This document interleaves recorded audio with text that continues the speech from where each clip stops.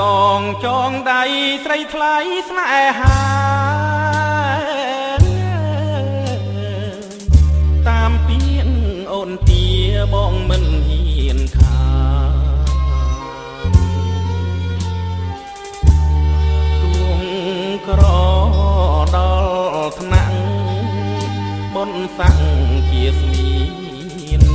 ខំរកឲ្យបានផ្ញើជូនស្រីថ្លៃបើអូនយល់ថាកងជាដួងចិត្តណា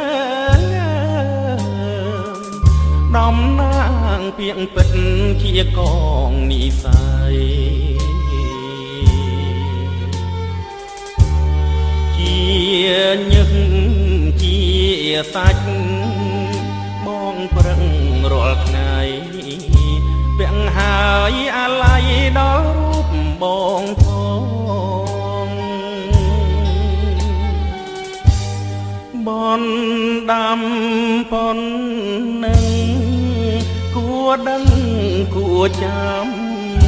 មិនបានមួយឆ្នាំអូនប្រែបែកខ្នងពេលជួបមុខហើយប្រងងើយដាក់បងត្បូងពេជ្រដាំកងក៏មិនចេះស្ដី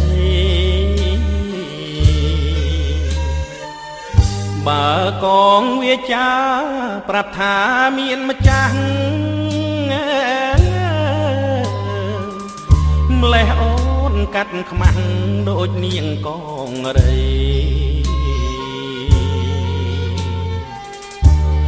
តែផ្ទុយទៅវិញអូនមានគូថ្មីបណ្ដើធ្វើឲ្យបងគួតឈាម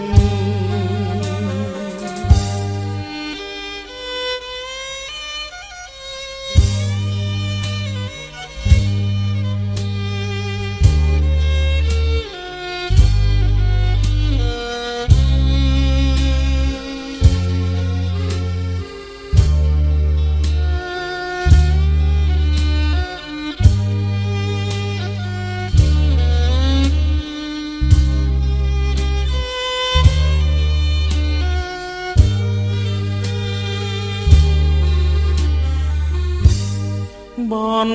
ដាំប៉ុននឹងគួរដឹងគួរចាំ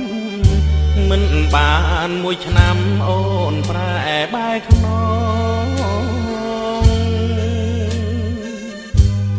ពេលជួបមុខហើយប្រងើយដាក់បងពេជ្រដាំកងក៏មិនចេះស្ដីបើកងវាចាប្រាប់ថាមានម្ចាស់ម្លេះអូនកាត់ខ្មាំងដូចនាងកងរីតែផ្ទុយទៅវិញអូនមានគូថ្មីបណ្ដើធ្វើឲ្យបងគួតឈាម